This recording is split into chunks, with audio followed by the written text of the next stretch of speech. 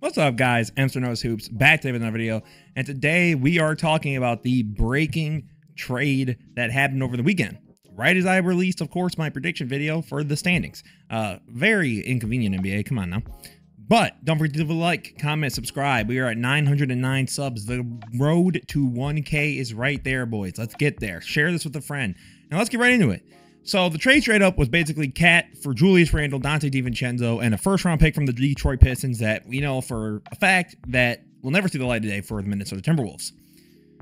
And to be honest, and you'll see it in the title of this video, I think this is one of the most lateral moves in NBA history. The Timberwolves clearly did this to get Cat off the books. And while I think what the Knicks did offensively helps them, their big defense is still concerning to me. So let's get right into it. What will Cat be bringing to this team? The first big thing is going to be obvious: the shooting. Replacing Julius Randle, right? Not necessarily the greatest shooter out there, but even in a play like this, right? You see Cat starts to slide over, and these two are yelling like, bro, come on, bro. Like, get over there. And then Ant comes over. Now, Brunson could definitely make a pass like this, right? Out to Cat in the corner, catch and shoot. Beautiful, right? Now, that's someone that can, that is something that they haven't really had in a real big, right? Now they have that space. Like, even here, right? PJ Washington gets up in this, it doesn't matter, right? That floor spacing, now at this point, you cannot convince me the Knicks did not look at the Celtics formula and say, we could try that. In terms of, I'm going to get a bunch of wings, right? And this, by the way, the other thing that's going to be huge is Cat's going to be your secondary playmaker, right? Basically, now they have a bunch of wings, right? Because you have Brunson. At that point, you got Josh Hart, OG, Mikal Bridges, Cat, Mitchell Robinson, and even off the bench, you have a couple guards. But, like, again, now, like, they basically, their starting five is, we have a bunch of 3-and-D wings that can play 2 through 4, like, pretty easily. And now we have a solidified scoring big, right? And even here, I think the best thing is Cat's going to be a great secondary playmaker, because I do think that was another major issue I had with the Knicks, was that if the ball wasn't in Brunson's hands and if it was in Randle's, I don't think Randle's necessarily an incredible secondary playmaker ball handler. Now, maybe he will be on the Timberwolves, and prove me wrong. But I guess he even could be even the third, because now the pressure's on Ant. I'm gonna be real, but we're gonna continue, right? Even here, look at this pass, beautiful spot pass, right? And in the Knicks scenario, this is gonna be a combination of OG, Mikal, Josh Hart, Jalen. Like, this is gonna happen, right? And I think Cat's more than capable of then hitting those guys. Now, I think Cat's a good interior presence as a scorer. I don't know about as a defender. All right, so even here, I think him and Mitchell Robinson are going to work well in terms of, like, even play, like, that's a great play, right? Like, that is how you play with another big around you. So, in terms of what the Knicks got, I don't necessarily like losing DiVincenzo. You could argue make up the three-point shooting with Cat, but again, you're in a conference where it's more big dominant. And what I mean by that is a lot of the teams in the West are like a guard or a wing that sort of dominates the team. But in the East, you have the Sixers and the Bucks alone, which you will most likely play in the second round. And they're looking at Karl Anthony Towns like it's lunch. I'm gonna be real. He was already getting foul trouble against someone like Jokic, right? And Jokic obviously attacks, but not to the level of a Giannis or an Embiid. Those dudes are going to see that they could get Cat for a 7-game series, and Cat might foul out a lot. And I don't think that Mitchell Robinson's that great of an interior defender to where, oh, it's easy, don't worry, they got Big Mitch. Right? And I think that's another thing. It's like, how well are Mitch and Cat going to fit? Because similar to Rudy, offensively, Mitchell Robinson's not really doing a whole lot for you there. Right? He's a solid rim protector, nothing crazy. So I see a lot of people talk about that too, right? Like, oh, well, what about Randle and Rudy, which is fair. Totally fair. I don't know how that fit's going to work. But we have to remember, Mitchell Robinson might not be back till January. And then they still got to figure that out. Right? And then at that point too, or are you really going to say, yeah, Mitchell Robinson's just our backup 5? But something tells me Tibbs isn't going to want that. And at that point, the lineup would probably be Brunson, OG, Mikal, Cat, and Mitch. And at that point, your defensive liability at the 4 is a little questionable. You still have the issue of Brunson. I think the Knicks, it's like, I don't necessarily understand why they were so gung-ho to go get Cat now. I guess that's my thing of like all the guys you could have traded. I don't know. I don't think they needed to make this move. Like, this is not a move where I'm like, oh yeah, the Knicks they just solidified themselves here. Like, I like their offense a little bit more just because now you can run a legit 5 out. But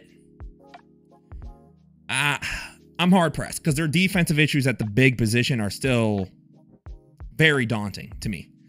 And then you have Julius Randle, who, right, even on plays like this, he can catch and shoot a little bit, but they don't necessarily respect it. Like Jimmy Butler sagging off, or like he's kind of playing close, but he closes off the corner man, but they don't even bother trying to catch up, right? Randle can catch and shoot a little bit. And I think as a secondary scorer, it might not be bad. You just got to hope in the playoffs it translates. Right, even here, jabs, gets Jimmy to jump, gets inside, right to the rim, right? Now Rudy's there in that scenario, so that did just get a whole lot harder. But I do like Randle, I guess, defensively for this team more than Cat, right? Like Brunson slides over, right? OG sliding, and then Randle can just fully commit. Now in this scenario, right, this could be like a Rudy, right? Or even like an Ant. And you could have like Conley kind of slide over, Jaden McDaniel slide over, Randle, boom. All right, I'm taking that, thank you. And then you progress, right? I'm not sure why Minnesota didn't just try it again for one more year. And then they got DiVincenzo though. And that I think is the biggest plus for this team. Now you just got this catch and shoot. He can play defense, legit 3-ball, like elite shooter type of guy. Now you have him, Naz Reid off the bench. Like on any given night, those guys can spaz at the same time. And they'll give you good defense, right? Like obviously DiVincenzo's no lockdown guy, but like, even here, like, that's a tough shot. But another tough shot maker is going to be important in this series. Now, I will say this though, and I do stand by this. This is basically now, Anthony Edwards has to take the playmaking jump. No longer can that be his biggest weakness. It can't. Because Mike Conley's nearing the end of his time. Just playing in the league. He's getting old. Dillingham is still super young. Now, if he proves like the upside's there already, oh, stumble right into it. That's perfect. But now you need to like there is no if. Like, oh, maybe Ant might do a little jump and then, you know, he has time obviously, but no. The time for the jump is now. There is no more like punt the ball down. You have Randle now. You need to step up now to help set him up. Because you don't want Randle to be the primary ball handler. That ain't going to work. This offense now in a lot of ways does sort of feel like Ant, put on the backpack, get going. So again, like the reason I call this so lateral is at both sides of the ball for each team got better and worse. And what I mean by that is the defense for the Knicks, I think, is still like, obviously, like the wings and the perimeter defense is still really good. The issue is that they're playing in a conference where there are two guys that they're going to will their way into the paint. I'm sorry, they just are. And if they will their way into the paint and Cat or Mitchell Robinson's waiting for them, they're licking their lips and they're having a field day. They just are. They're going to get those guys in foul trouble, especially Cat, right? So the defense took a little hit. Offensively, they improved. And in a way you could say for the Timberwolves, I would argue they improved defensively because I'm sorry. Like, Cat did his thing against Jokic, which again also kind of proved my point. Why would you get rid of Cat when you know him and Gobert against Jokic actually help neutralize Jokic to the best of your abilities. Dumb. And then offensively, the Timberwolves got worse because I don't like the spacing now. I really don't. I like DiVincenzo on the team, but now it's like your starting lineup. Now, I don't know how long Randle's going to be out for still, because I don't know if he's fully recovered from his injury, but it's basically going to be Conley, Ant, J-Mac, Naz Reid probably, and Rudy. And then Randle goes in for Reid. I like the depth too. That's the other thing. I do like Minnesota's depth more now.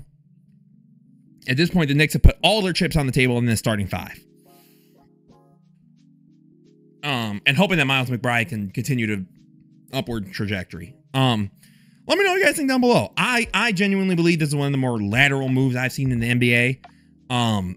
They did involve big names, like these are two all-NBA caliber players. But I'm not necessarily sure that we're going to get the results from the trade that we think we are right now in the offseason. We'll see. I'm only be wrong. Let me know what you guys think down below. Do you think this is a contender move by either team? Let me know what you think down below. Don't forget to leave a like, comment, subscribe. Have a beautiful rest of your day, guys. This was Mr. Knows Hoops. Peace out.